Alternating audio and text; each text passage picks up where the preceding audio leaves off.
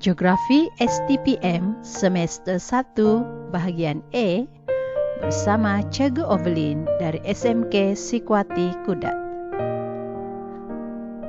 Topik pelajaran pada hari ini dari tema 1 Sistem Bumi, tajuk Tenaga.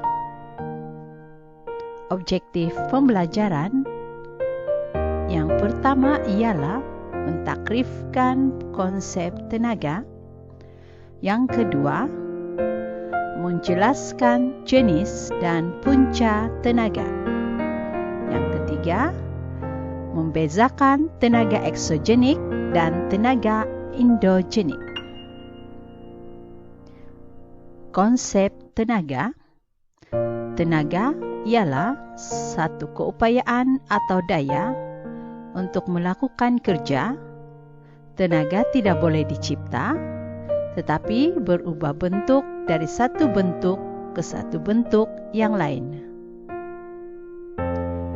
Jenis-jenis tenaga.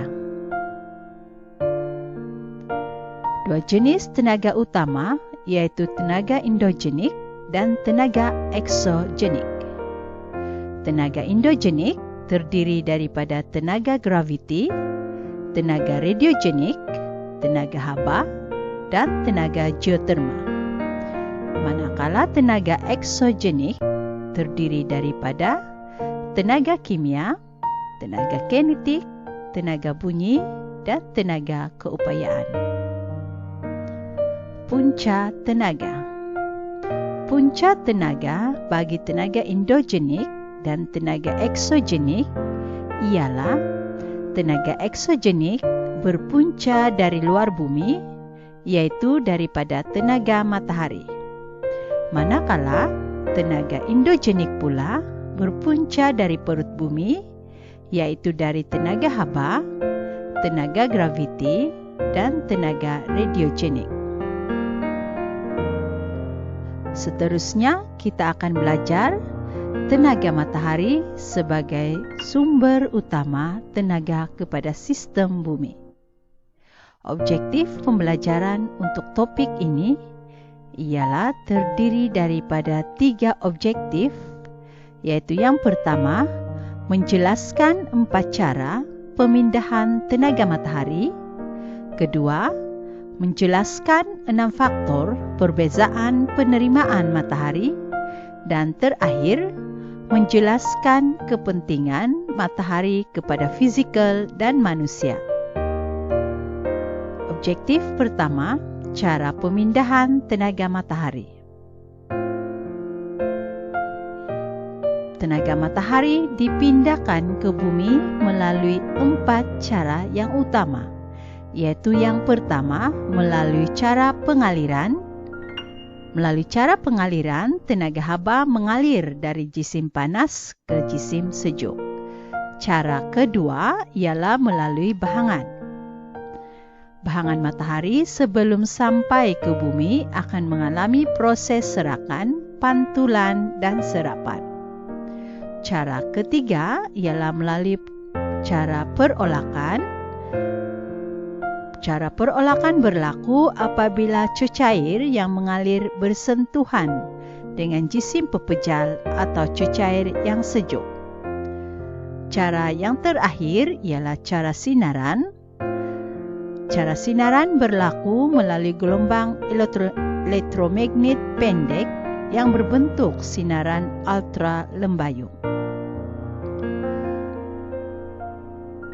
Tenaga matahari diterima di permukaan bumi berbeza mengikut kawasan. Faktor-faktor perbezaan penerimaan tenaga matahari disebabkan oleh 6 faktor utama, yaitu yang pertama disebabkan oleh peredaran bumi mengelilingi matahari. Semasa solstis musim panas, pancaran matahari tegak di garisan sartan, menyebabkan hemisfera utara mengalami siang lebih panjang.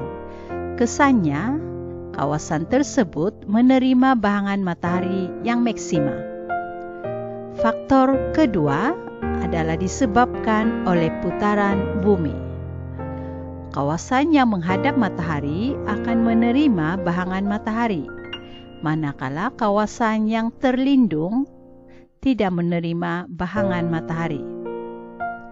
Faktor ketiga adalah disebabkan oleh kecondongan paksi bumi. Kecondongan paksi bumi sebanyak 23/1/2 darjah menyebabkan pada waktu solstis musim panas, kawasan kutub utara mengalami 3 bulan siang. Faktor keempat adalah disebabkan oleh litupan awan. Kawasan yang terletak di khatulistiwa mempunyai lapisan awan yang tebal, manakala kawasan gurun lapisan awan sangat nipis, menyebabkan bahangan matahari yang diterima adalah sangat tinggi. Faktor perbezaan penerimaan bahangan yang kelima adalah faktor litupan tumbuhan. Kawasan yang mempunyai hutan tebal menerima bahangan matahari yang sedikit. Dan faktor terakhir ialah faktor aspek dan ketinggian.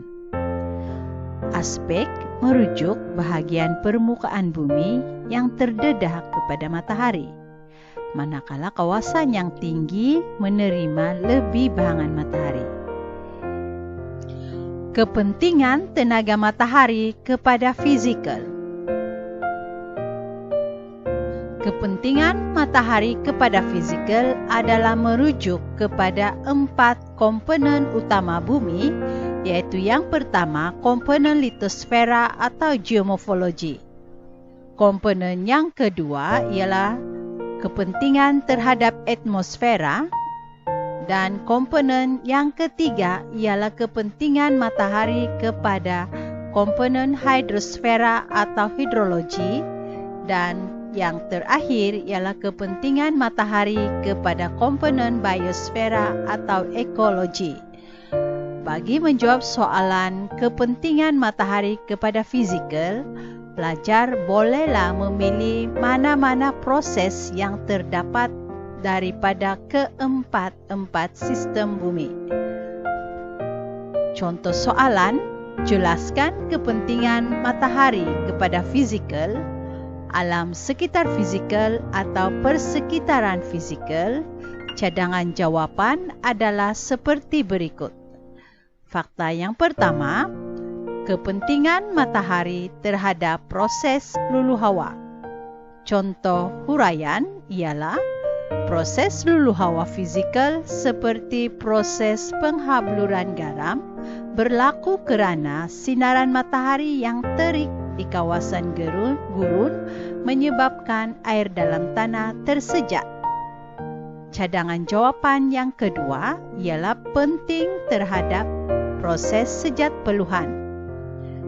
Huraiannya, proses sejat peluhan tumbuhan menjadi giat berlaku apabila menerima bahangan matahari yang banyak. Contoh cadangan jawapan yang ketiga ialah kepentingan matahari terhadap letusan gunung berapi. Contoh huraian, bahangan matahari menyebabkan suhu pada lapisan astronosfera meningkat. Peningkatan suhu menyebabkan arus perolakan di lapisan astronosfera juga semakin giat, menyebabkan lava akan dipaksa keluar pada lohong-lohong gunung berapi. Cadangan jawapan yang keempat, ialah kepentingan terhadap proses sejatan. Proses sejatan di permukaan air berlaku akibat jumlah sinaran matahari yang tinggi. Cadangan jawapan yang kelima ialah kepentingan kepada rantaian makanan. Tumbuhan memerlukan tenaga surya untuk melakukan proses fotosintesis bagi menghasilkan makanan. Penghasilan tenaga kimia melalui proses fotosintesis membekalkan makanan kepada pengguna primer. Dan kepentingan yang terakhir ialah kepentingan terhadap proses gerakan jisim. Huraian, Bahangan matahari yang tinggi menyebabkan glasier menjadi cair dan turun ke bawah cerun bukit. Seterusnya kita akan belajar kepentingan tenaga matahari kepada manusia. Kepentingan matahari kepada manusia atau kepada alam sekitar manusia atau kepada kehidupan manusia dilihat daripada dua aspek yang utama. Aspek yang pertama ialah aspek domestik. Aspek yang kedua yaitu aktiviti ekonomi.